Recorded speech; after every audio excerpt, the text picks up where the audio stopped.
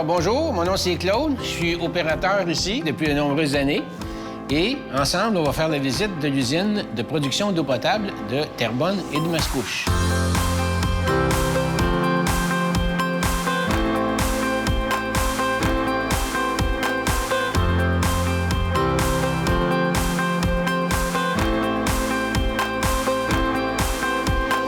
Ici, on peut produire assez d'eau pour remplir l'équivalent d'une piscine olympique à l'heure. C'est beaucoup d'eau. Alors, on est devant la rivière des Mille-Îles. La rivière passe de l'autre côté de la rue.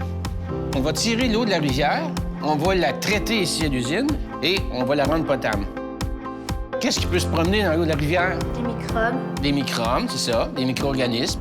Des déchets. Des bouteilles d'eau. Des poissons. Les gros morceaux, les branches, les feuilles, les morceaux de bois, les bouteilles, les poissons, on va les arrêter dans, ici, ce qu'on appelle le dégrillage. Alors, il s'agit d'un gros tamis. Ce sont des grilles avec des gros carrés et on va arrêter tout ce qui est solide. Nous, on va laisser passer seulement le liquide. L'eau, ensuite, s'en va dans la section basse pression. Ici, la façon que c'est fait, on prend l'eau et on l'envoie complètement à l'autre bout de l'usine. Dans le tuyau, on injecte un premier produit, le coagulant.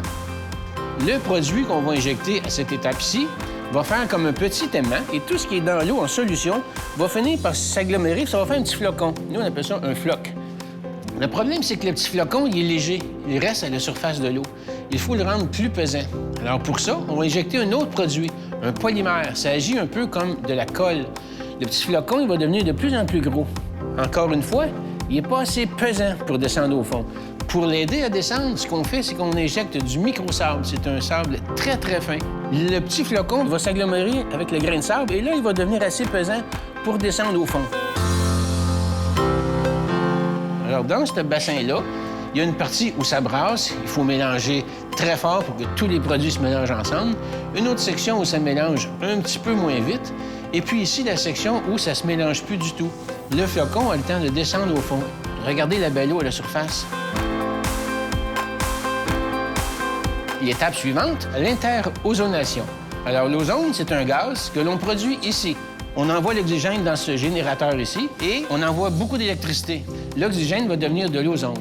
On injecte ça dans le bas du bassin. C'est un gaz, donc les bulles de gaz vont monter à la surface. En montant à la surface, ça va tuer toutes les bactéries et les virus que les bulles de gaz vont rencontrer.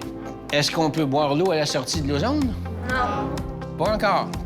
Parce que, un, il reste de l'ozone et ça serait toxique.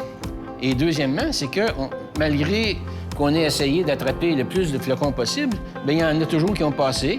C'est pour ça qu'on arrive à l'étape de la filtration biologique. L'eau arrive sur le dessus du filtre et descend à travers le milieu filtrant.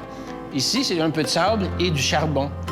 Alors, toutes les saletés et les flocs qu'on n'a pas réussi à attraper avant vont arriver ici et vont se faire attraper dans le filtre.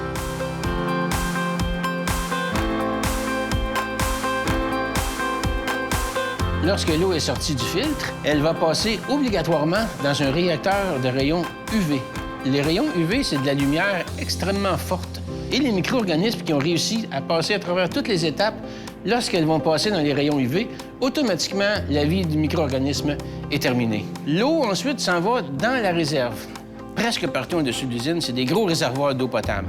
Et là, on va injecter un peu de chlore. Et à partir de ces réservoirs-là, on a encore une fois des pompes qui vont remonter la pression pour se rendre jusqu'au bout.